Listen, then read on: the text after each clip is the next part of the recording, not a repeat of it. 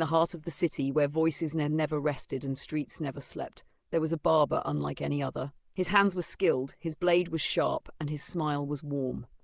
But behind that smile, something dark lurked.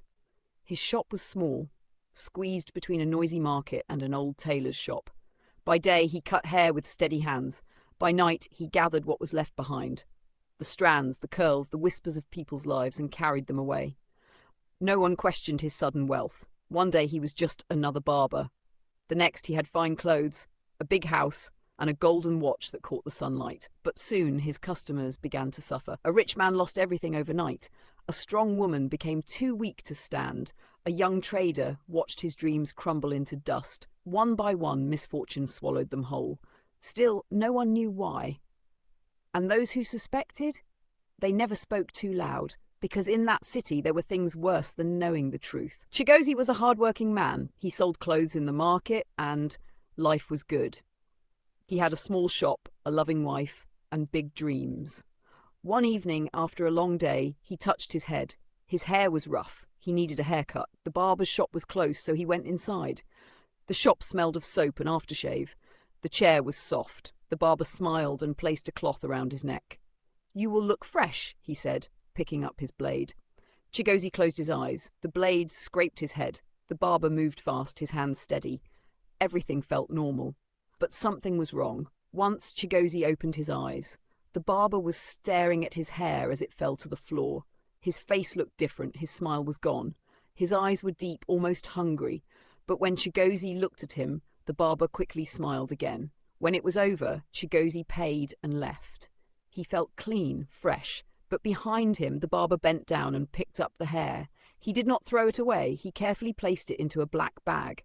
That night, when the city was asleep, the barber locked his shop. He walked through the empty streets, past closed shops and dark alleys until he reached an old house.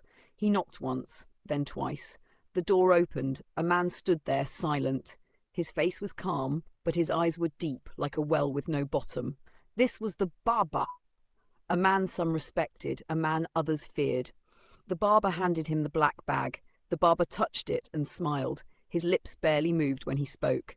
"This one will bring great wealth." He turned and walked inside.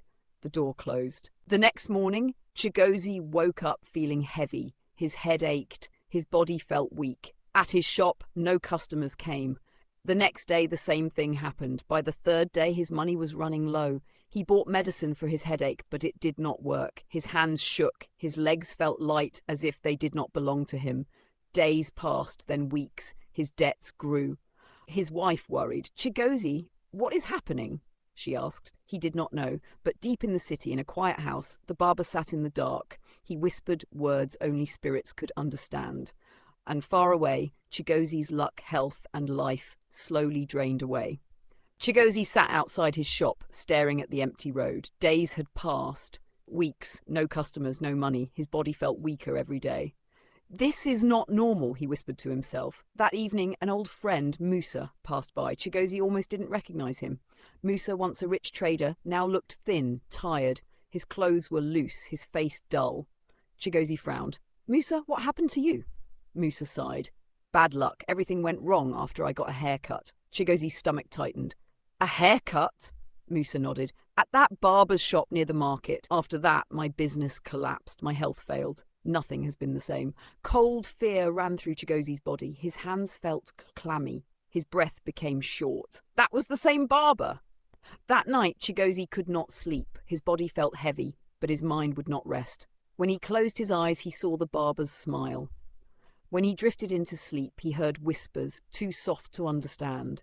In the morning, he started asking questions, carefully, quietly. He spoke to a woman who once owned a fabric store. She had also visited the barber before her business failed. He met a taxi driver who lost all his money weeks after his haircut. Each person had the same story. They felt fine at first, then their lives fell apart. Chigozie's heart pounded. Could it be true? Could hair really hold someone's luck? It sounded foolish, impossible, but what if it wasn't? That night he decided to watch. He hid near the barber's shop, his body tense. The shop was dark, but the barber was inside, alone. He swept the floor, gathering hair. Chigozie expected him to throw it away, but the barber did not. He carefully picked up the hair and placed it in a black bag. His hands moved with care, almost like he was touching something precious. Chigozie felt a chill run through his body. The barber looked around, then stepped out, carrying the bag. He walked quickly through the quiet streets, disappearing into the night.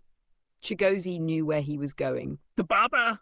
The whispers were true. The barber was not just cutting hair, he was taking something from people. And whatever he did with it, it was killing them slowly. Chigozie's fear turned into something else. Anger. The barber had to be stopped. Chigozie could not stay quiet. He had seen the barber take the hair. He had heard the stories. Now he needed proof, but he could not do it alone. The next morning, he went to Musa's house. The room was dark, the air heavy with sickness. Musa sat hunched on a wooden stool, his hands trembling, his eyes were sunken, his breath shallow. Chigozie hesitated. Musa looked worse than before. Should he tell him? Would it even help? But he had no choice. "The barber is doing something with our hair," he said. "He collects it after we leave. He takes it to a barber." Musa's dull eyes flickered. "You're sure?" Chigozie nodded. "We need to catch him in the act." That night they hid near the barber's shop. The air was thick, heavy, like it was holding its breath. No one was outside. No wind blew. Then the barber stepped out. He carried the black bag. Chigozie and Musa followed, staying in the shadows. The barber moved fast, like he was in a hurry. His head turned suddenly, once, twice, as if he sensed something. They froze. For a moment, Chigozie thought the barber had seen them, but then he kept walking. After several turns, they reached an old house, the barber's house. The barber knocked. Once, twice. The door opened. A cold wind rushed out, carrying a strange smell, burning hair and something rotten. Musa grabbed Chigozie's arm. "We need to see what happens inside," he whispered. They crept close, pressing their backs against the wall. A small crack in the window gave them a view. Inside, the room was dark, lit only by red candles. Strange symbols covered the walls. They seemed to crawl and shift in the flickering light. Skulls sat on a wooden shelf, their hollow eyes watching. The barber stood in the center. He wore a robe made of human hair. The barber handed him the black bag. The barber opened it, running his fingers through the hair. His lips moved, whispering words that made the walls shake. A small fire burned in a clay pot. He threw some hair inside. The fire turned green, then blue, then black. The barber's body trembled. Then he began to rise. His feet lifted off the ground, his mouth opening wide, far wider than any human's should. His eyes rolled back, revealing only white. Then he smiled. His teeth were too sharp. "It is done," he said. "Wealth will come." Musa covered his mouth, his body shaking. Chigozie felt cold sweat drip down his back. This was how they stole people's luck. His fingers clenched into fists. His head felt light, his chest tight. He looked at Musa, his voice barely a whisper. "We must stop them." Musa turned to him, his eyes filled with something between terror and determination. "If we don't," he whispered back, "we will be dead soon." Chigozie and Musa did not sleep that night. They had seen too much. Musa sat on the floor, holding his head. His hands shook. "That man is not human," he whispered. Chigozie nodded. The barber's floating body, the moving symbols, the sharp teeth. He could still see it all. Something evil was inside that house. "We have to tell people," Musa said. "Everyone must know." Chigozie wanted that too, but who would believe them? If the barber found out, he might come for them. "We need proof," Chigozie said. Musa looked up, his face pale. "How?" Chigozie swallowed hard. "We must go back." Musa's eyes widened. "Are you mad?" "If we don't," Chigozie said, "we will be next." That night they returned. Musa brought a small camera. It was old, but it worked. They hid near the window. Inside, the ritual was starting again. The barber stood near the fire. The barber held a fresh bag of hair. He threw some inside the fire. The flames roared, turning black.